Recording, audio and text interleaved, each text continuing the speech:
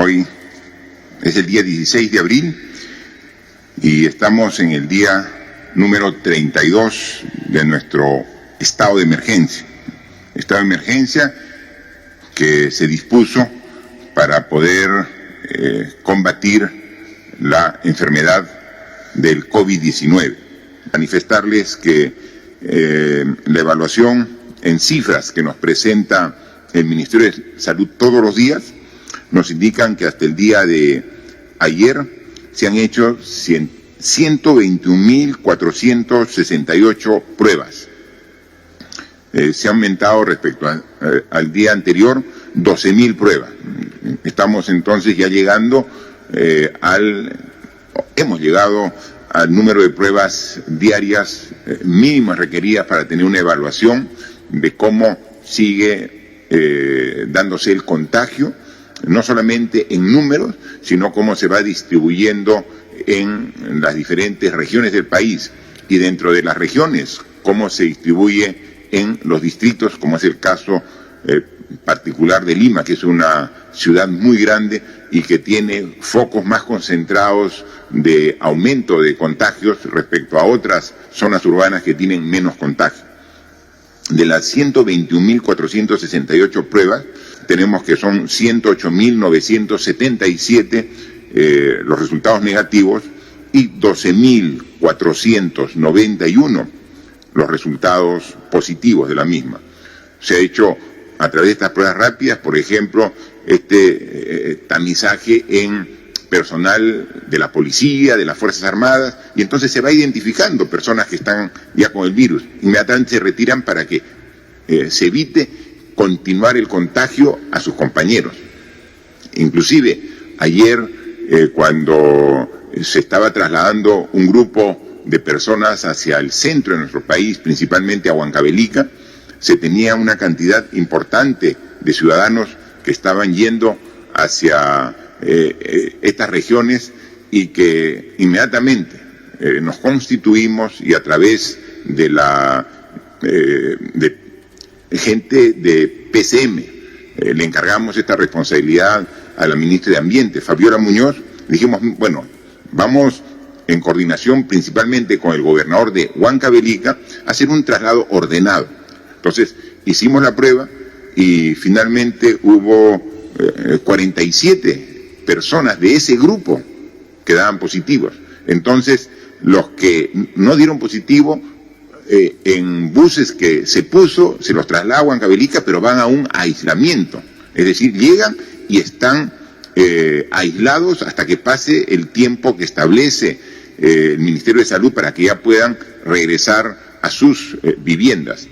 Pero esas 47 personas que dieron positivo han sido trasladados a estos edificios que tenemos en las torres de Villa Panamericana, para que ahí con la atención médica correspondiente pueden estar en aislamiento hasta que superen esta enfermedad y puedan regresar así con seguridad a su tierra, a Huancavelica o a Junín, de donde ellos son oriundos y estaban camino para esas regiones, ¿no? Entonces, es la forma como se articula entre ambas formas de determinar que se tiene o no el virus en el organismo, ¿no? Hay que manifestar que a la fecha se tienen 1.277 pacientes. De estos 12.400 que tienen el virus, están hospitalizados en los diferentes centros hospitalarios del país, ¿no? Y de ellos hay 169 en unidades de cuidados intensivos y están siendo atendidos con ventilación mecánica, ¿no? Entonces, es información relevante porque esos datos nos permite ir trazando puntos en una curva, y en función de esos puntos en una curva también nos permite hacer una proyección a futuro para ver a dónde va la tendencia y cómo nosotros como Estado vamos respondiendo a esa demanda de esos puntos que generan una curva de la tendencia de la evolución de esta enfermedad. Hemos aprobado una medida sumamente importante, ¿no? ¿Cuál es la de,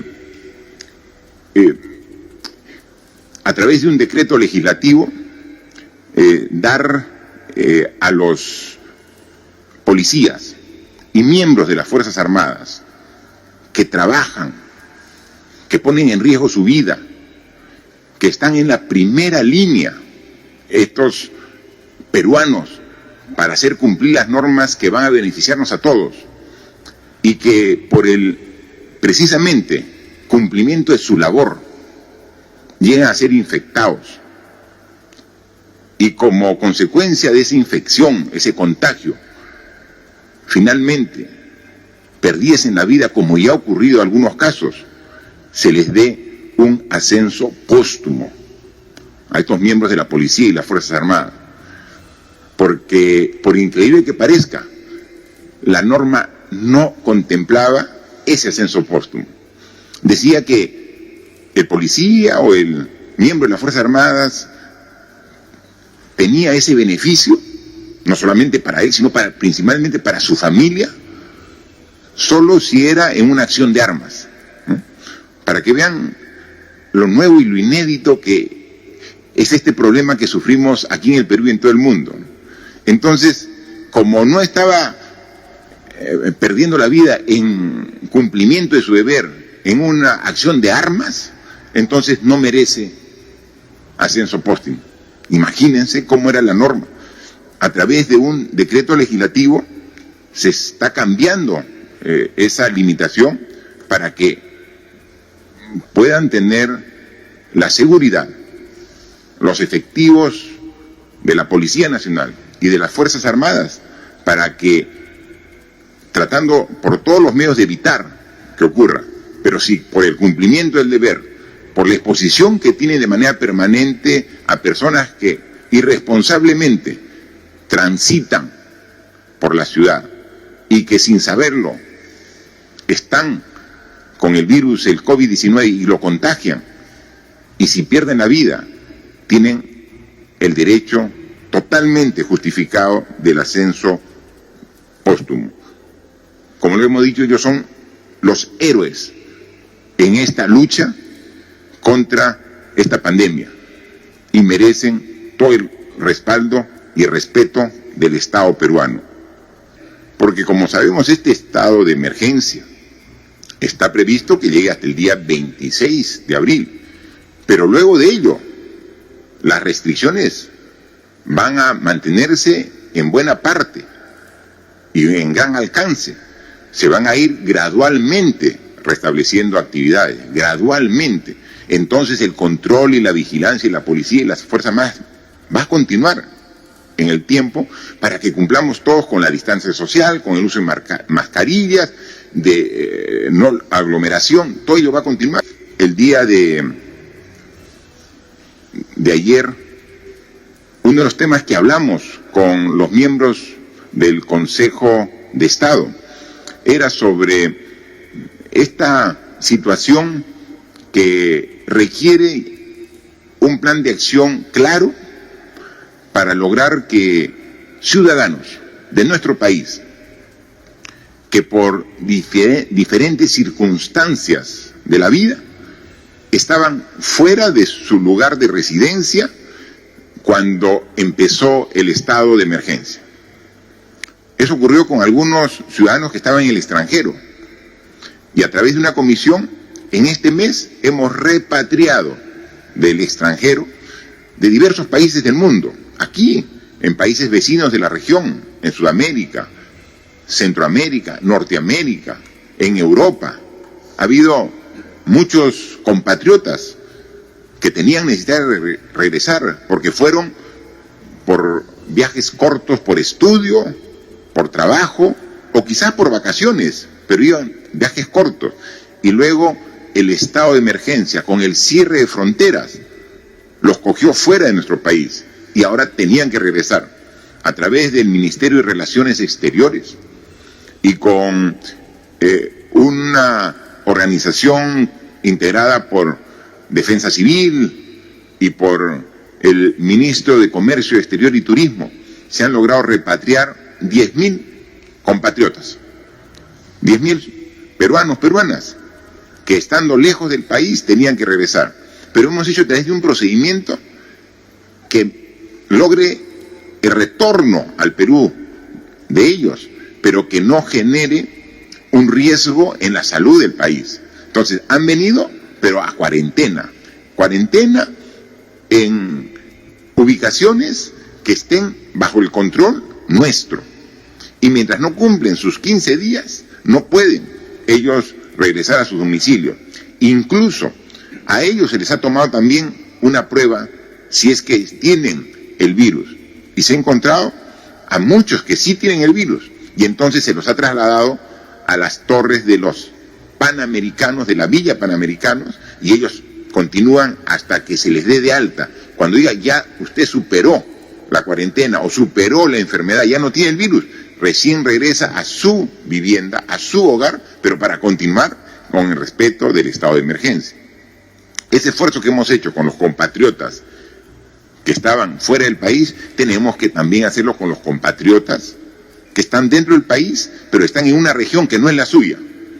Hay gente que está en Lima y que requiere irse al norte, al centro o al sur del país.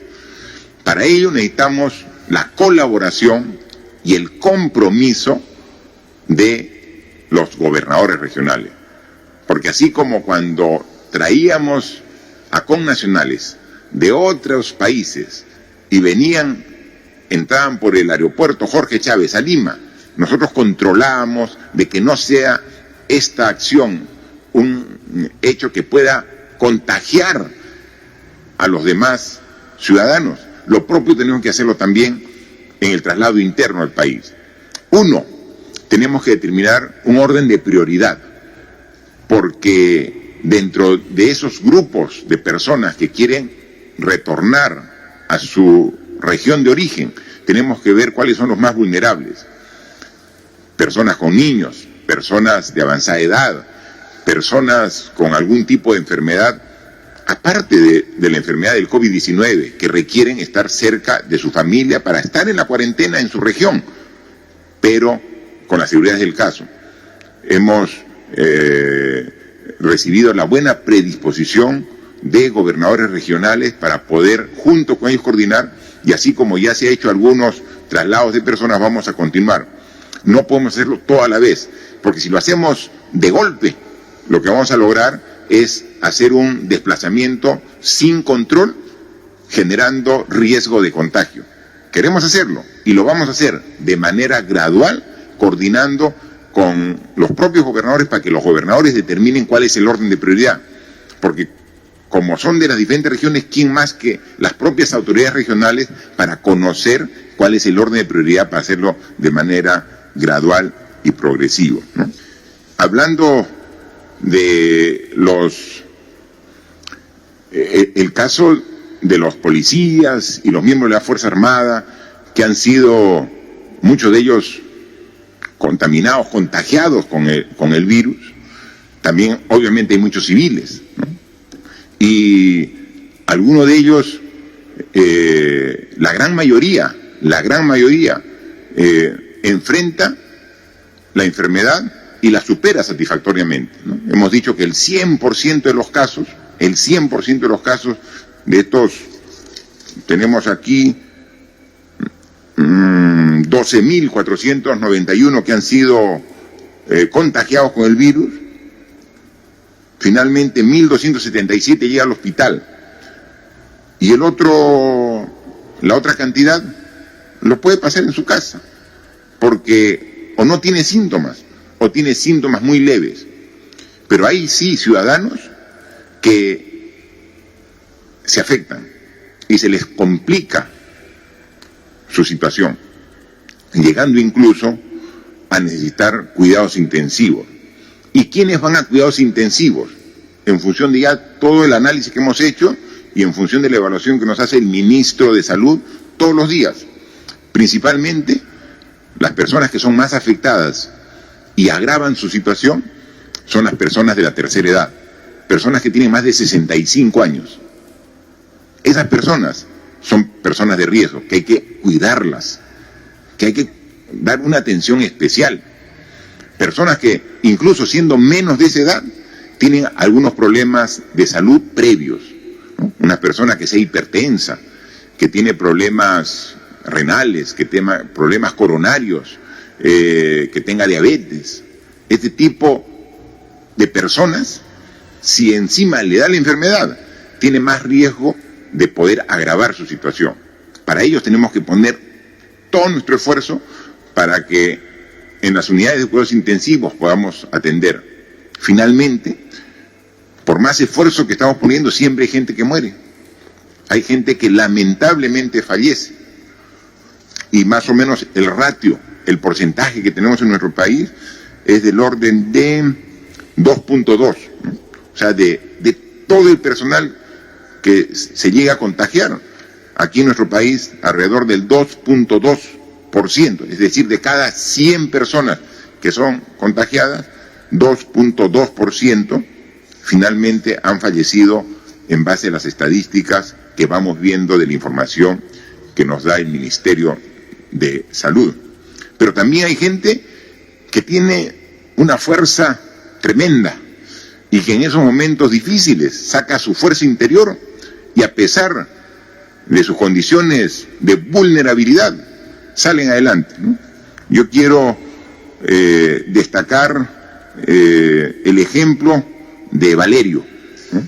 Valerio es un ciudadano de Cajamarca, un guerrero cajamarquino que tiene 90 años de edad y con sus 90 años de edad fue contagiado con el COVID-19.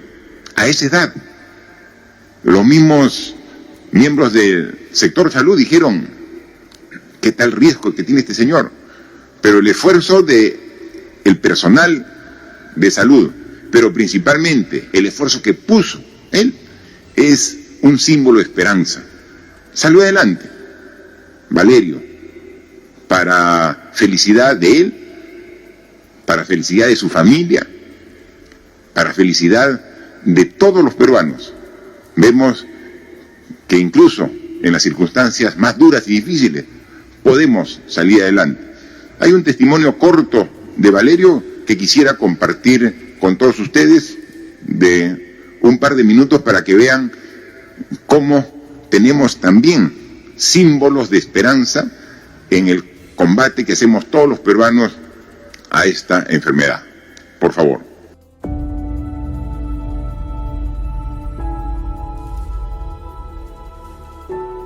Hoy día me comunicaron que mi padre, 90 años, le dan de alta, ya que fue diagnosticado como COVID positivo. Y es una felicidad grande para mí.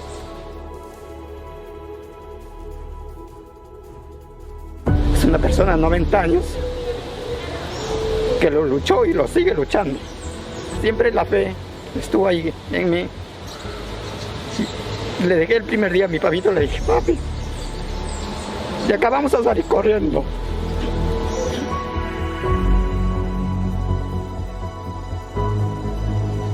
Uno de esos milagros de la vida, ¿no? Donde mucho más allá de un tratamiento es el milagro de que el cuerpo puede responder de forma sorprendente. Así que estamos muy contentos, es un paciente muy amado, tanto para nosotros como para su familia.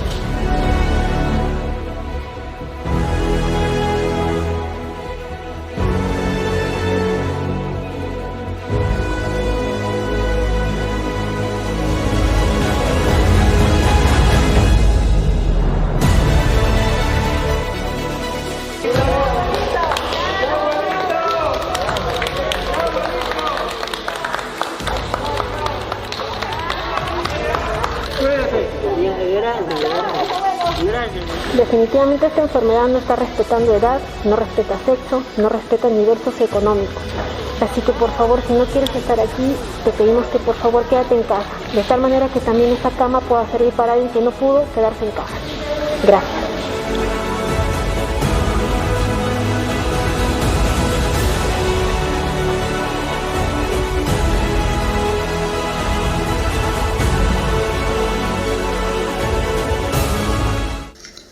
Bien,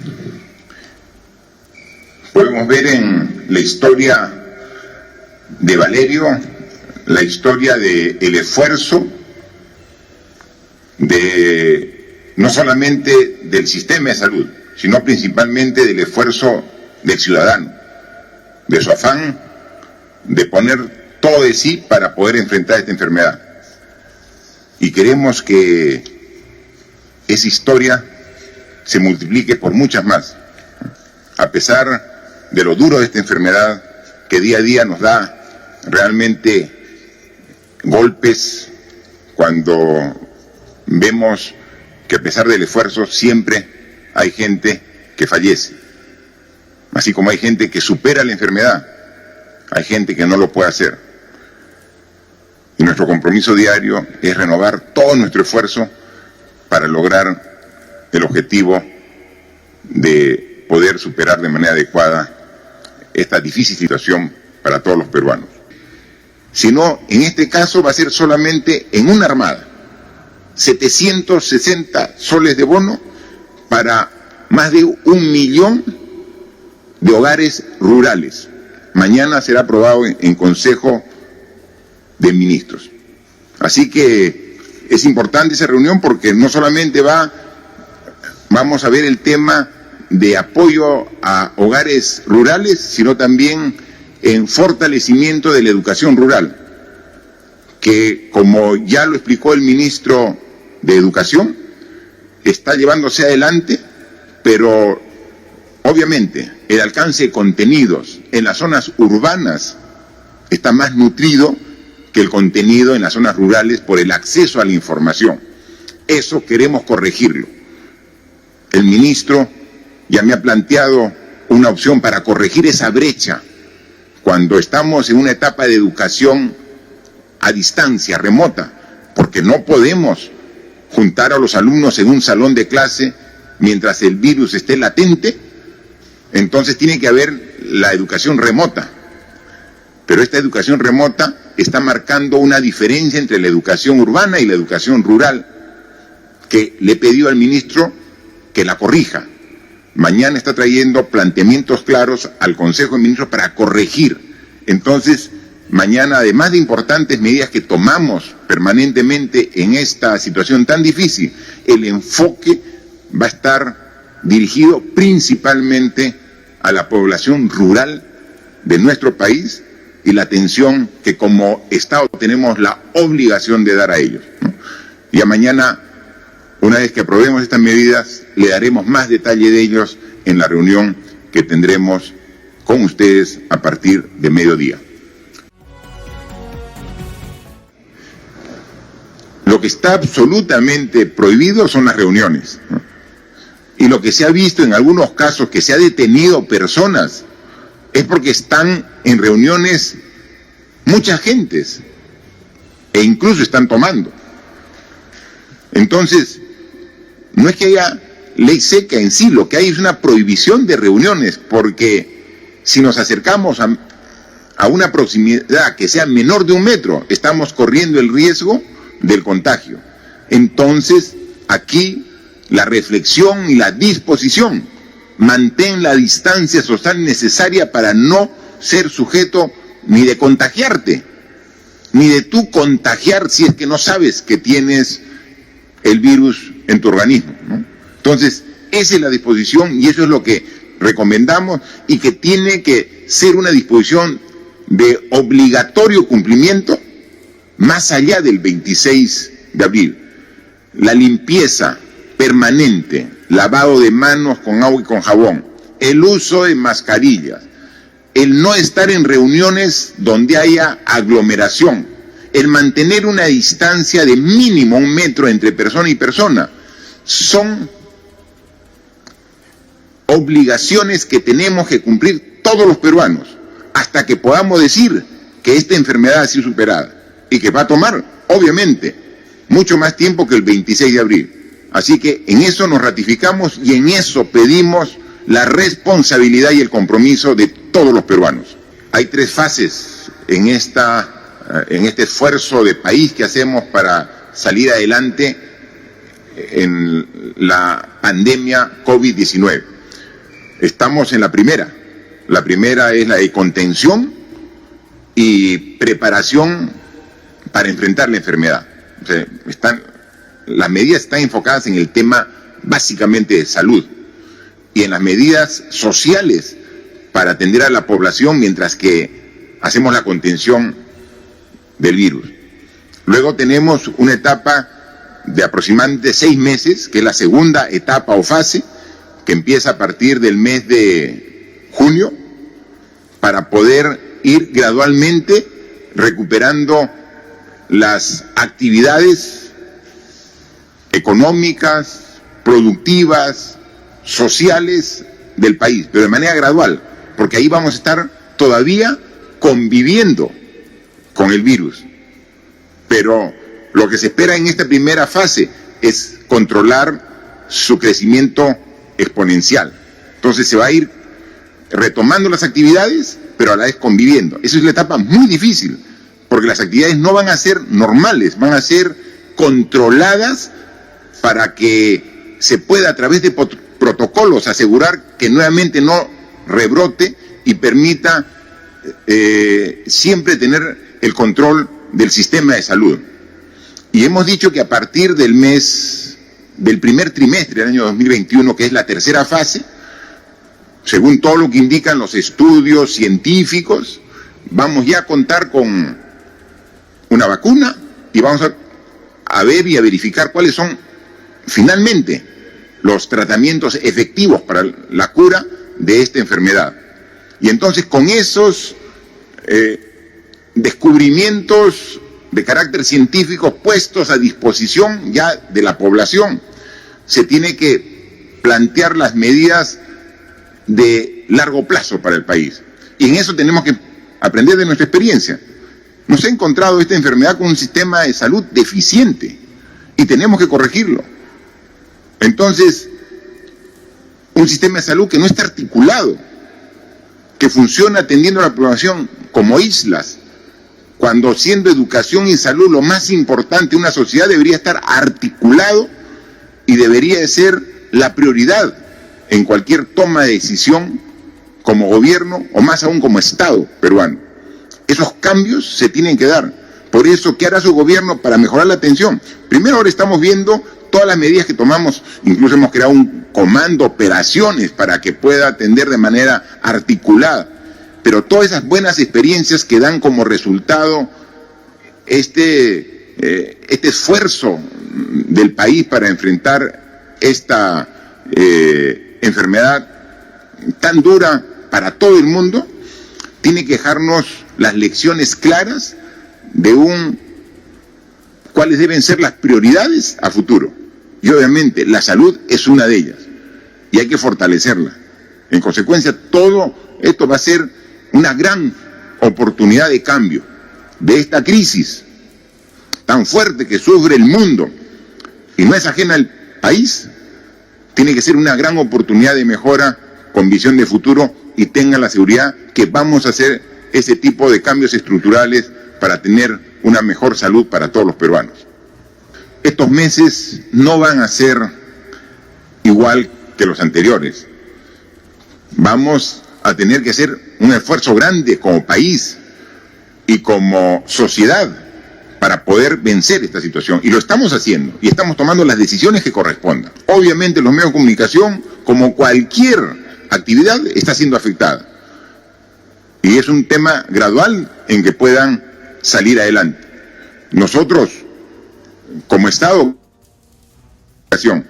y estos medios de comunicación van a ser para llegar con la educación a distancia en todos los lugares del país. Y será una contribución. Seguramente también habrá otra campaña, pero eso lo que podemos decirle es que el nivel de afectación que tenemos todos es muy significativo y esto va a ser un proceso gradual donde vamos con toda seguridad a salir adelante.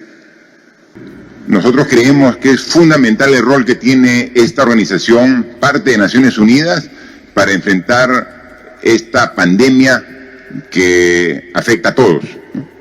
Entonces, si algún país tiene posiciones particulares, las respetamos, pero nosotros lo que creemos es que ese momento que requerimos en sumar esfuerzos para enfrentar de manera adecuada.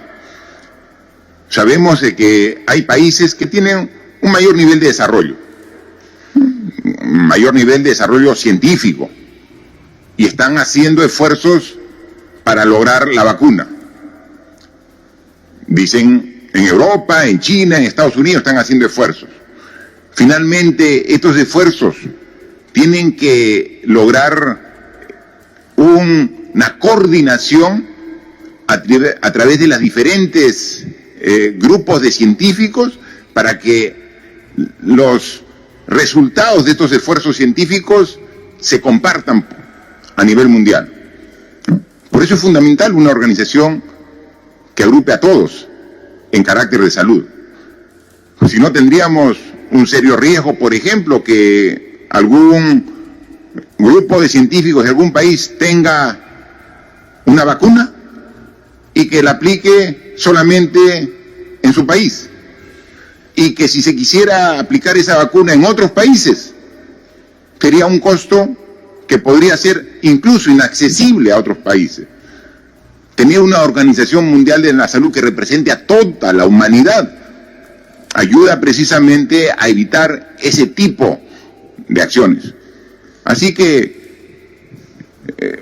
como toda organización, seguramente ha tenido decisiones muy claras y oportunas, y algunas puede haber sido objetadas, pero nadie va a negar la importancia de sumar esfuerzos en el contexto mundial para enfrentar de manera adecuada esta pandemia. Y es ahí donde necesita un ente que logre buscar este equilibrio que requerimos para dar soluciones en beneficio de toda la humanidad y no solamente soluciones que puedan beneficiar a determinados países. Así que nosotros somos parte del sistema de Naciones Unidas, somos parte de la Organización Mundial de la Salud como país y obviamente vamos a seguir dando todo nuestro apoyo. Recuerden que ayer o anteayer les dije que también ya los científicos peruanos han contribuido al respecto porque ya han encontrado el genoma de la cepa del COVID-19 de aquí del Perú. Y ese genoma descubierto por los científicos peruanos y ha sido compartido con la comunidad científica mundial para que sea un insumo a tomar en cuenta en el análisis que están haciendo o en la cura o también en la inmunización a través de la vacuna. Entonces, aquí, esto nos enseña muchas cosas. O sea, esta situación, esta epidemia, esta enfermedad nos enseña muchas cosas. Nos enseña la fragilidad del ser humano. Ya lo hemos dicho varias veces. Nos hace cambiar los paradigmas. Nuestra forma de pensar tienen que ser diferentes. Miren ustedes para que se den cuenta a veces lo equivocado que estamos, ¿no? Hicimos el año pasado unos Juegos Panamericanos espectaculares, reconocido por todo el mundo del orden y de la capacidad de organización que tuvo el Perú en este evento deportivo mundial. Instalaciones de muy buen nivel, que ahora queremos que se ponga a disposición de la juventud. Ya no va a poder ser en un plazo corto, una vez que se supere. Un poco de paciencia y el próximo año va a estar todas estas instalaciones, estadios, coliseos, pistas de atletismo, todo. Pero teníamos un problema. ¿Qué hacemos con la Villa Panamericana? Es decir, estos 7 enormes edificios construidos en Villa El Salvador para precisamente alojar a los deportistas que vinieron de 42 países de las Américas para competir aquí en el Perú el año pasado. Y solamente la mentalidad era, ¿qué hacemos para recuperar la inversión? Aquí el Estado peruano ha gastado, ha invertido en la Villa Panamericana. Y entonces el afán solamente es cómo recupero la inversión. Entonces se dio una disposición en la Villa Panamericana para que los deportistas que ganaron medallas para el Perú en los Juegos Panamericanos tengan derecho a un departamento. Está bien, pero es un número reducido. Ni siquiera ocupan una parte pequeña de una torre, y son 7 torres inmensas de 20 pisos para los panamericanos. Y pensando en qué se usa. Oye, ¿no estamos diciendo que la mejor inversión es la salud? O sea, no hay que pensar en una inversión que retorne económicamente al bolsillo del tesoro público. La mejor inversión es la que va en beneficio de la población. Ahora hemos dado una disposición para que sea usado en los pacientes que tengan el virus COVID-19. Ya tenemos 900 camas listas y están un poco más de 300 pacientes ya las han ocupado. Pero ahí podemos tener 3.000 camas.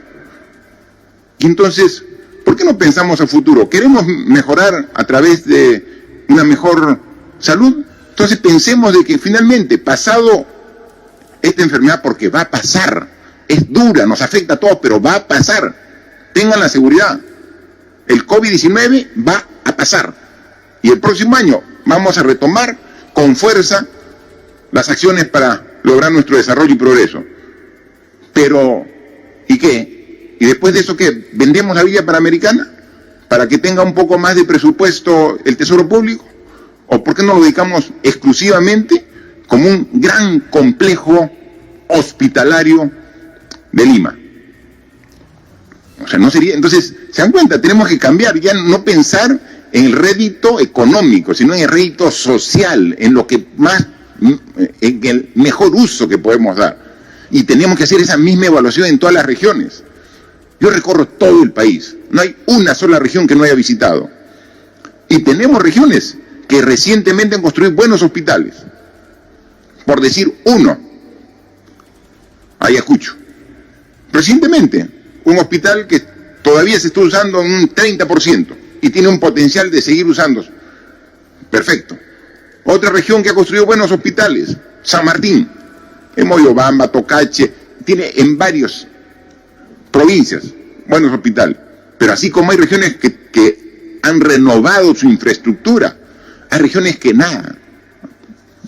Hay una pregunta de Arequipa, donde dice los hospitales Goyeneche y Honorio Delgado. ¿De qué décadas son esos hospitales? Totalmente ya pasados de tiempo en cuanto a sus características para dar una buena salud. Entonces tenemos que hacer un reenfoque, y eso es lo que queda como reflexión y como lección de lo que estamos sufriendo todos. Ya no solamente pensar en una visión mercantilista, en una retribución económica de la inversión. El esfuerzo del gobierno debe ser dónde invierto para mejorar la calidad de vida de los peruanos, dónde invierto para mejorar el servicio de salud, de educación. Y entonces esa es la inversión que queremos. Y eso es lo que tenemos que trabajar todos de manera consensuada. Y eso lo vamos a hacer. Y para eso necesitamos unidad al interior del país, tomando decisiones en conjunto para mejorarlo. Y obviamente, yo hice esta reflexión a propósito de una pregunta sobre la Organización Mundial de la Salud. Y también necesitamos un consenso de que la salud es un bien fundamental y de alta máxima prioridad para la humanidad. Y necesitamos organizaciones tipo OMS para trabajarlo juntos. Así que estamos en un momento difícil, por supuesto que estamos difícil.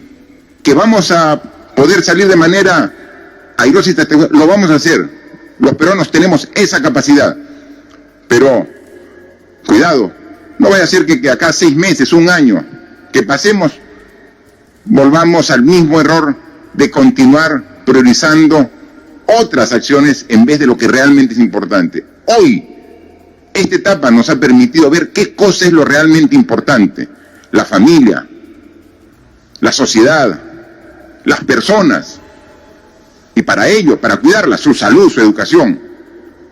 Que esta situación, que este momento difícil que estamos pasando todos, nos haga tomar las mejores decisiones de aquí para el futuro, para encontrarnos mucho mejor preparados, más unidos, para enfrentar esta o cualquier otro problema que tengamos en el futuro.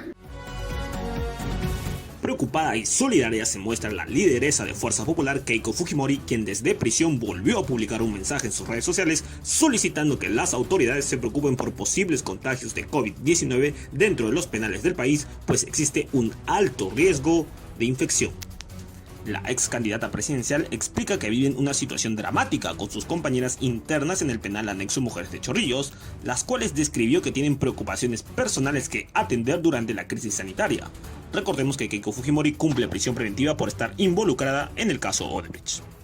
El riesgo de contagio es muy grande y hay realmente casos graves. Existe en el penal una interna embarazada, 12 niños menores de 3 años que tienen que estar con sus madres. Por favor, se tiene que encontrar la forma de que ellos y sus mamás puedan salir porque pueden contraer el coronavirus en cualquier momento. Fujimori también señala que existen mujeres mayores de edad cumpliendo condena al interior del centro penitenciario que presentan un estado de salud delicado producto de diversas enfermedades que podrían agravarse en caso se infecten con el nuevo coronavirus. Con respecto a las adultas mayores, existen 25 reclusas de más de 60 años que están muy débiles con enfermedades como cáncer y diabetes. Además, existen otras internas con enfermedades crónicas. Un contagio en esos casos tendrían un desenlace fatal inmediato. Es imprescindible rescatarlas antes que sea demasiado tarde. Justamente puso como ejemplo a la exalcaldesa de Lima, Susana Villarán, quien también cumple prisión preventiva en el penal anexo Mujeres de Chorrillos por su vinculación con el caso Lavajato. Para la lideresa de Fuerza Popular, la alguna vez opositora política debe ser inmediatamente excarcelada. También conozco el caso de la señora Susana Villarán. Es una persona de 70 años y su salud está deteriorada. Como ya es de conocimiento público, ella tiene lupus. Creo que este es otro caso que necesita una excarcelación inmediata. Finalmente, Keiko Fujimori explicó que jamás pensó vivir una situación igual y por eso pide a las autoridades competentes que atiendan su situación para evitar riesgos de focos infecciosos. En este penal, como en los demás, vivimos una situación inesperada que nadie deseó jamás, pero que requiere medidas urgentes antes que tengamos que lamentar más muertes que se puedan evitar si las autoridades competentes atienden estos casos tan graves que son insostenibles. Recordemos que en enero de este año, Keiko Fujimori retornó al penal de Chorrillos luego de que el juez Víctor Zúñiga Orday ordenó 15 meses de prisión preventiva por el presunto delito de lavado de activos en sus campañas presidenciales de 2011 y 2016. Desde que el INPE confirmó los primeros casos de COVID-19 en su institución, la lideresa publica mensajes en sus redes sociales pidiendo que atiendan a las internas que podrían contagiarse y expandir la epidemia en nuestro país, que ya cuenta con más de 12.000 casos confirmados a nivel nacional. Esta mañana falleció el excongresista Gliderush Ñawa en el Hospital de Salud de su natal Ucayali. Según información local, presentó un cuadro de neumonía por lo que se le internó en la unidad de cuidados intensivos en la noche de ayer, miércoles. Familiares del exparlamentario señalan que presentó síntomas del COVID-19. Sin embargo, cuando se realizó la prueba rápida salió negativo. Por ese motivo, no fue hospitalizado en el nosocomio de su región. Aunque se difundió un video en redes sociales en el cual se aprecia al excongresista reclamar un efectivo policial para que pueda ser atendido. En el material audiovisual se llega a escuchar a Uñagua afirmar que no quería ser recibido en los centros de salud, pese a que todavía evidenciaba dificultad para respirar. Claro, yo le entiendo, caballero, le entiendo. Lo que pasa también que el médico aquí nos está informando que el oxígeno no tiene más oxígeno para su personal. Las personas están aisladas y ya cuentan con su propia reserva de oxígeno. No me quieren atender en el hospital digital. El hospital regional. Veo que el hospital Amazonas igualito nos maltratan. No, como le estoy diciendo, usted ya ha sido atendido en el hospital regional. ¿A dónde voy a decir? Me ponen a respirar. Caballero, estamos volviendo otra vez a la conversación, tal vez porque se está grabando, pero le estoy explicando. Su condición se agravó y se registró su muerte a las 9 de la mañana de hoy. Hasta el momento de su deceso no se confirmaba con una prueba molecular si estaba contagiado con el COVID-19 o si tuvo alguna otra enfermedad que provocó su fallecimiento. Al mediodía, un carro especial destinado al traslado de los féretros de los sospechosos de coronavirus abandonó el hospital de Ucayali con el cuerpo del exparlamentario. Sin embargo, antes de llevarlo a un centro fúnebre, se procedió a desinfectar el ataúd y el vehículo, pues existe la posibilidad de llevar el virus en su interior. Glider Rusñagua fue elegido congresista en el 2016 por el partido Fuerza Popular, en donde permaneció hasta la disolución del Congreso en septiembre del 2019. Justamente, sus ex colegas de bancada, Carlos Tubino y Luz Salgado, pidieron que se investigue las condiciones de su muerte y criticaron el uso de las pruebas rápidas para detectar la presencia del virus. Debe investigarse forma en que falleció ex congresista Glider Rusñagua. Se le negó la atención. Hay video sustentatorio. ¿Es correcto seguir desoyendo a OMS en que la prueba rápida es supletoria a molecular y no al revés? Reitero mi pesar a su familia. Que en paz descanse. También en el plano político, el fundador del partido Podemos Perú, José Luna Gálvez, confirmó mediante sus redes sociales que se encuentra infectado con el COVID-19. El exparlamentario detalló que se encuentra internado para su rápida recuperación. No obstante, pidió al presidente Martín Vizcarra que promulgue la ley de devolución de aportes del 25% de las AFP.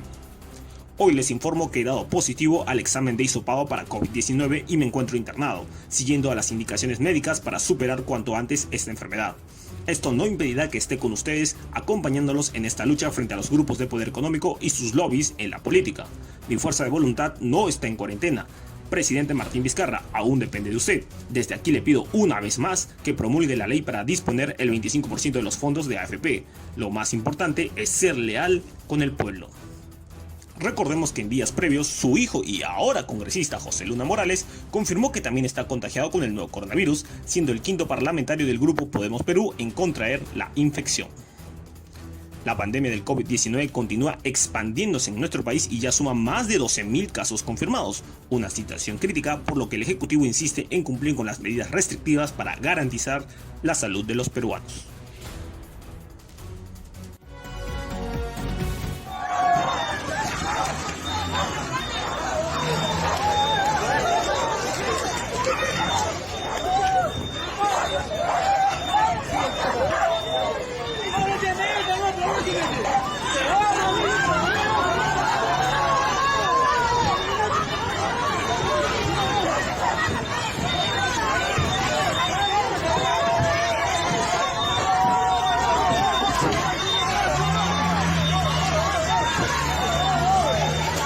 Una huevada, esta huevada, esta concha de su madre, puta madre, una huevada.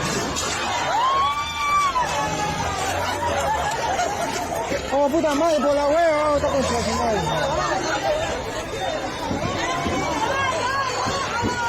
¡Oye, bájalo!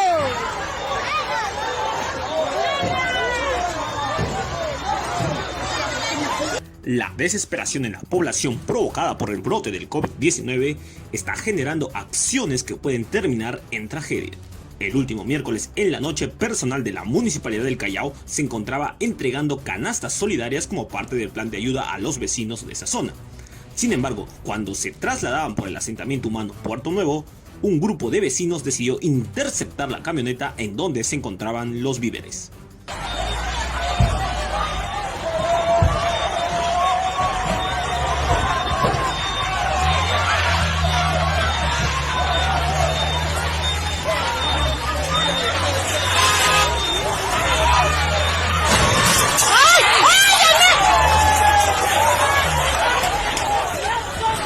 Las personas no estaban empadronadas en los que recibirían el apoyo municipal y en su enfado empezaron a atacar el vehículo con golpes solicitando que se les entreguen los alimentos.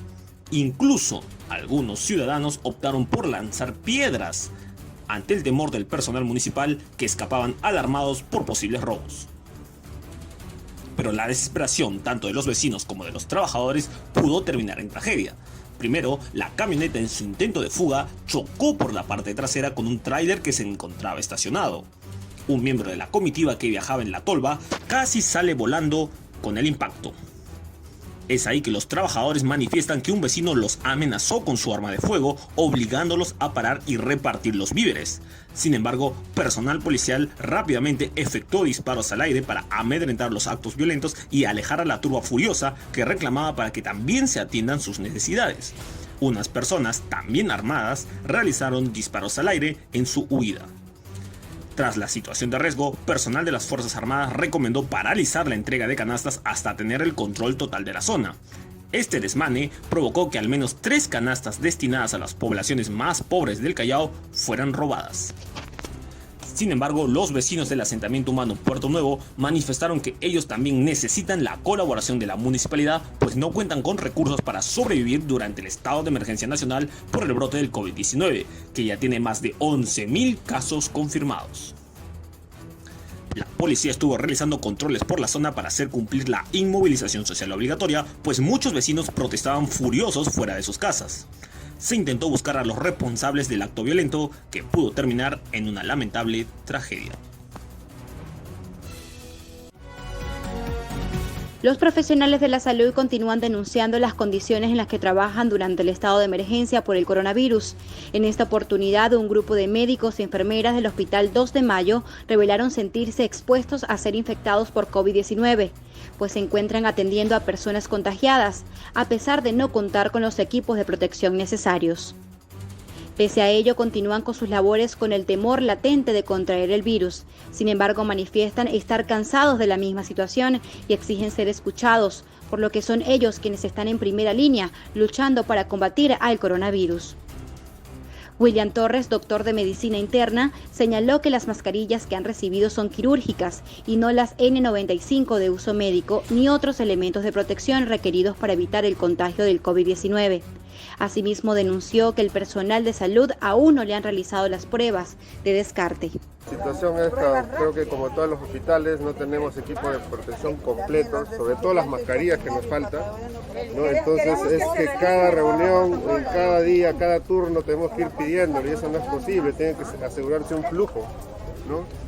Y no podemos exponernos a atender pacientes con mascarillas reusadas, ¿no? Lo estamos reusando por semana, nos están dando una mascarilla, ¿no? Cosa que debería ser por turno de 12 horas. Nos falta principalmente son las mascarillas, ¿no? La N95, que nos dicen que está escaso, pero también no nos dicen qué va a pasar el día que no haya definitivamente. Nos van a exponer a atender pacientes que son sumamente contagiosos y no tenemos una respuesta, ¿no? No tenemos una respuesta, tenemos poca cantidad de médicos laborando ahorita. Hemos pedido que contraten y hasta ahora no se ha hecho ninguna convocatoria para poder contratar más médicos, ¿no? Estamos asumiendo casi el triple de pacientes que normalmente podamos atender por norma. No tenemos equipos. No tenemos hasta un saturómetro que es para medir oxígeno, tenemos que usar los nuestros, ¿no? Adquirir nosotros. Entonces eso es realmente nos crea mucha desconfianza y nos expone en peligro a todo el personal médico, enfermería y técnicos que laboramos en el hospital. Pese a todas las dificultades a las que se enfrentan, la vocación del personal de salud está primero. En este hospital han ayudado a la recuperación de un número importante de pacientes con COVID-19. Tal es el caso del anciano de 90 años, quien estuvo en cuidados intensivos por varios días y le ganó la batalla al coronavirus. Se ha recuperado como hace unos días un ancianito de 90 años sale que nos conforta bastante, que hagamos ese tipo de pacientes, pero también hay un gran número de pacientes que están falleciendo, que no podemos hacer nada porque no hay ventilación mecánica. Como médicos no podríamos parar, pero en esta situación de emergencia no podríamos hacerlo, ¿no? Es la institución la que debería brindarnos todo tipo de ayuda y protección. No podríamos parar, menos ahora en estado de emergencia. Tenemos que seguir trabajando. Por su parte, Rosa Aparcap, enfermera del nosocomio y quien cumple turno de 24 horas, también denunció que no se le han entregado la bonificación extraordinaria de 720 soles, otorgados a favor del personal de la salud que presta servicios de alerta y respuesta a la pandemia del coronavirus, por lo que en este caso no tienen algunas veces para cubrir sus gastos de traslado. Nosotros lo que queremos es que esto llegue hacia el presidente, al Ministerio de Salud, en relación al equipo de protección personal del trabajador. ¿Por qué? Porque nosotros somos enfermeras y técnicos que estamos expuestos en un turno de 24 horas al paciente, que si en verdad ¿no? nosotros nos protegiéramos no tendríamos necesidad de estar en esta situación, pero sí, prácticamente estamos mendigando los respiradores. Queremos que esto quede claro, no estamos en contra de nadie.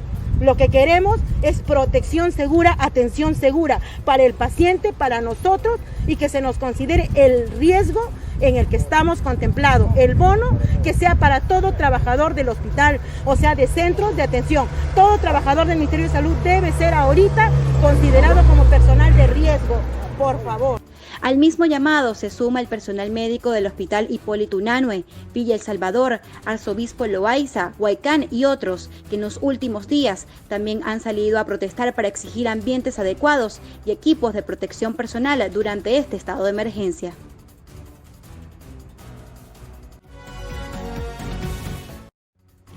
Lo que parecía casi imposible se logró en el mercado La Parada de La Victoria. Así lucen las calles totalmente vacías. Esto como parte del operativo de desinfección que dispuso la Municipalidad de La Victoria para evitar contagios de coronavirus. Este es un mercado donde llega una gran cantidad de personas para realizar sus compras diarias, y desde que comenzó el decreto de emergencia nacional se han adoptado algunas medidas de prevención para evitar la propagación del COVID-19. Sin embargo, esto no ha sido suficiente, ya que no se cumple el distanciamiento de 1 metro obligatorio y muchas personas transitan sin mascarillas ni guantes, por lo que este mercado se ha convertido en un foco infeccioso por la gran aglomeración de personas. La gerenta de gestión ambiental del distrito, Laura María Reyes, informó que la jornada se llevó a cabo de manera pacífica y no hubo oposición por parte de los comerciantes. Asimismo, refirió que bajo un cronograma se desinfectarán otras zonas del municipio de La Victoria. Estamos realizando desde hoy en la mañana el proceso de desinfección de la zona de La Parada, el mercado de La Parada.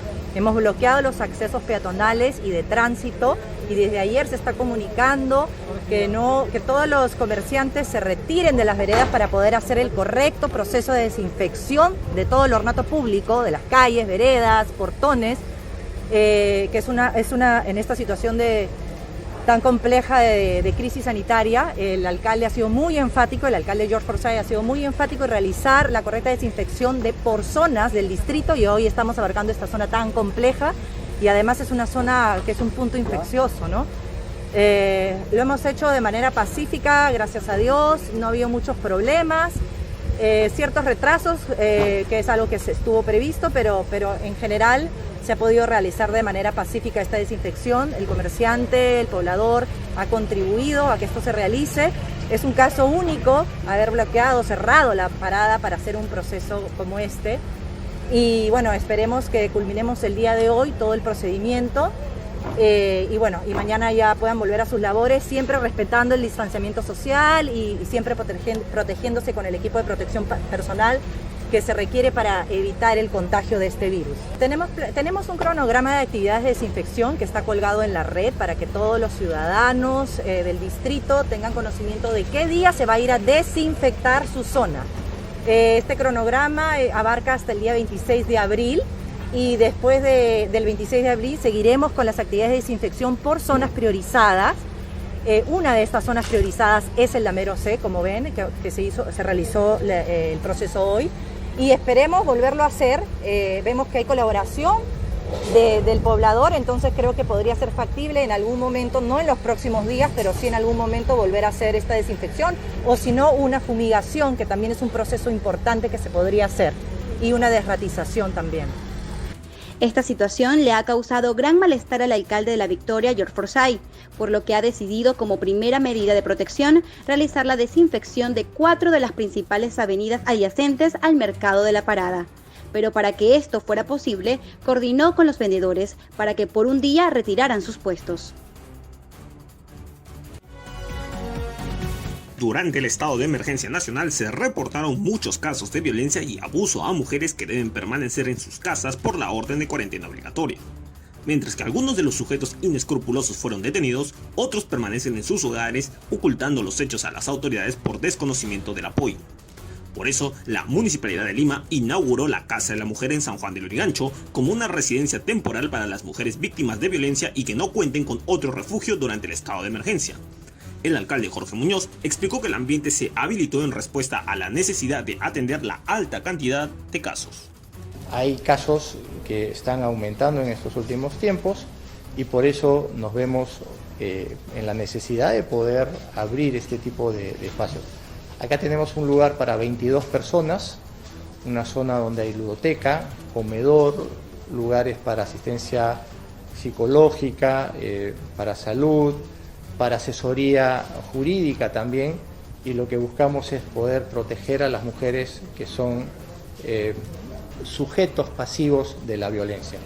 Es un caso donde nosotros miramos a las poblaciones vulnerables y les queremos dar la mejor posibilidad de tranquilidad y cobijo. El ambiente cuenta con diversas habitaciones entre dormitorios, áreas de salud, comedor y espacios lúdicos para los hijos de las mujeres que necesiten recrearse durante su estancia en el lugar. Actualmente hay 8 personas y cuenta con capacidad para 22. No se trata pues de que los chicos lleguen con las mamás y no tengan nada que hacer. Acá queremos darles ese espacio, debidamente separado, un sitio donde se puede jugar, interactuar.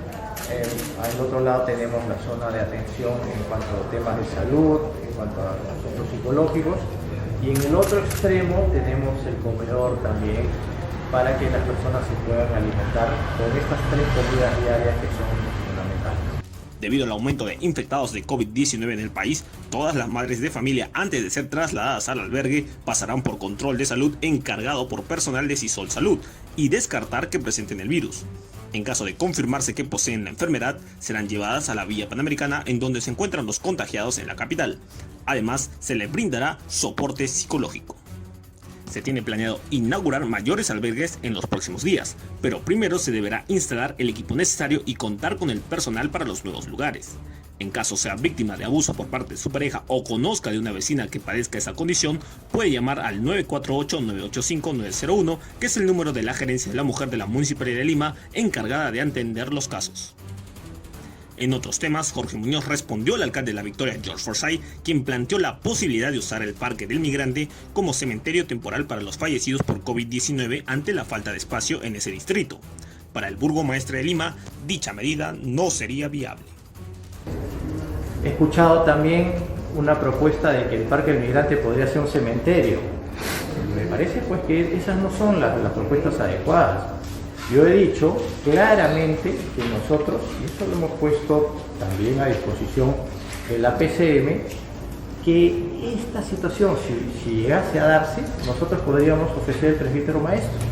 Acciones prudentes, acciones responsables, no situaciones donde se lancen ideas y sean ideas que no van a tener sostenibilidad en el tiempo. Por eso que es muy importante en estos momentos tener calma, tener prudencia, tener responsabilidad, poner sobre la mesa propuestas sostenibles y que nos ayuden a crecer como sociedad. Recordemos que actualmente en el Perú se registran más de 11.000 casos confirmados de coronavirus y por eso la necesidad de aplicar nuevas medidas restrictivas para evitar una mayor propagación.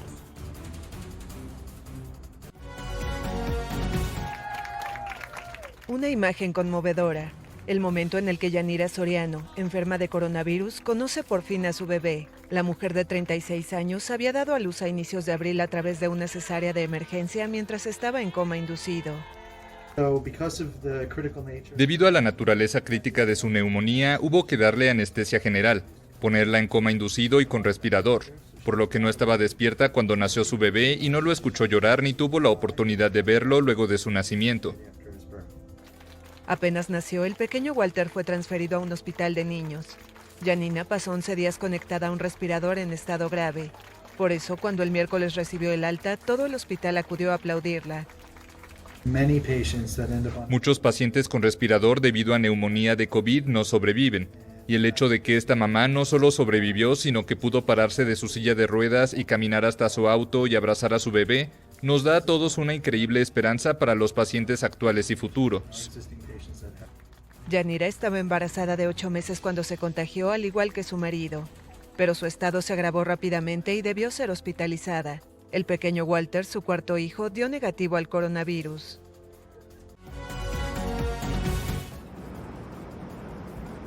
Se extiende el confinamiento en Nueva York. El estado más afectado por el nuevo coronavirus en Estados Unidos deberá acatar estrictas medidas de aislamiento por un mes más, anunció el jueves el gobernador Andrew Cuomo. Debemos continuar con lo que estamos haciendo. Me gustaría ver que la tasa de infección cayera aún más. Las políticas de Nueva York de confinamiento serán extendidas en coordinación con otros estados hasta el 15 de mayo. Cuomo celebró que las cifras de fallecimientos e ingresos a cuidados intensivos siguen cayendo, pero señaló que aún hay 2.000 nuevos infectados por el virus cada día. Además del confinamiento, a partir del viernes será obligatorio el uso de mascarillas cuando las personas no pueden respetar una distancia de 2 metros una de otra. Si subes a un tren, debes usar mascarilla. Si te subes a un vehículo de transporte privado, Uber, Lyft, el operador debe usar mascarilla. Si te subes a un autobús, el operador debe usar mascarilla y tú debes usarla. El estado de Nueva York ya registra 11.500 muertos por COVID-19 y más de 200.000 contagios.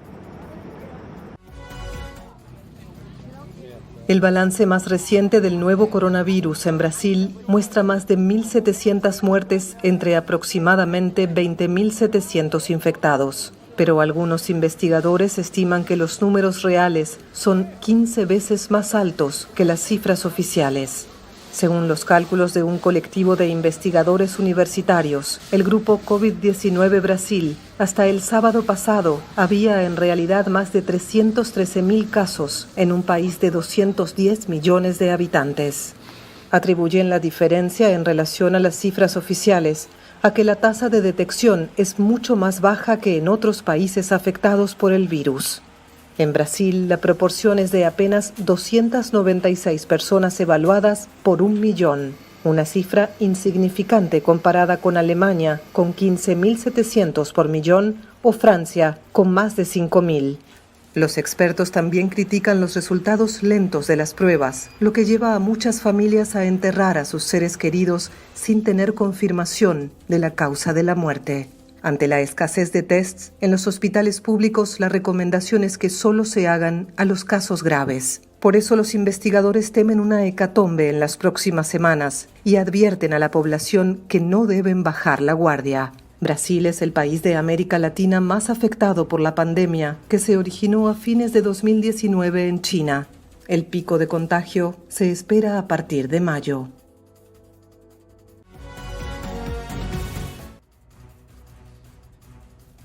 Cambio de mando en el Ministerio de Salud de Brasil en plena crisis del nuevo coronavirus. Luis Enrique Mandetta anunció el jueves en Twitter que fue destituido por el presidente Jair Bolsonaro luego de semanas de diferencias por la gestión frente al COVID-19. En común acuerdo, pero el término técnico no es este. Lo exonero del ministerio en las próximas horas.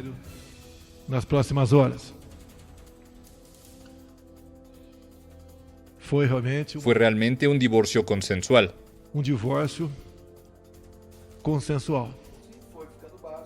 La relación entre Mandetta y Bolsonaro se venía desgastando desde el inicio de la crisis sanitaria, que ya deja en Brasil cerca de 2.000 muertos y más de 30.000 contagios. Mientras Mandetta defendía las medidas de aislamiento social determinadas en varios estados brasileños para reducir los contagios y no saturar el sistema de salud, Bolsonaro ha promovido la flexibilización de la cuarentena debido a sus efectos negativos en la economía. Más tarde, el presidente anunció que el oncólogo Nelson Teich sustituirá a Mandetta al frente de la cartera de salud. Las autoridades prevén que el auge de la epidemia ocurrirá en Brasil entre finales de abril e inicios de mayo. Panamá construyó un hospital modular de 100 camas en menos de 30 días para atender a pacientes complicados con COVID-19, virus que deja ya en el país 103 muertos y casi 3.800 contagios. Así lo informó el presidente panameño Laurentino Cortizo. Todo el sistema de la tecnología que hay aquí, de la bioseguridad que tiene este hospital es un hospital con 100 camas para pacientes, la mayoría va a ser para comunidades de cuidado intensivo y pacientes moderados. El Hospital Integrado Panamá Solidario fue levantado a las afueras de la capital panameña a un costo de $6,5 millones. Esta instalación, que aún debe ser equipada por completo, fue destacada por la ministra de Salud del país canalero, Rosario Turner. No solamente se trata de aumentar la capacidad instalada de infraestructura como este hospital que nos va a dar una oportunidad de vida y de salvar más personas, sino también la oportunidad de poder masificar pruebas, lo que nos está dando ciertas ventajas competitivas para poderle hacerle frente a un virus mortal. El hospital tiene 3 bloques de contingencia. 2 de ellos tienen una capacidad de 40 camas en habitaciones a compartir entre 4 pacientes, una central de enfermeras con capacidad de 10 colaboradores y un equipo de hemodiálisis portátil de acuerdo con la información oficial. El tercer bloque del hospital alberga la unidad de cuidados intensivos con 20 camas de hospitalización individual y un equipo de hemodiálisis portátil adicional.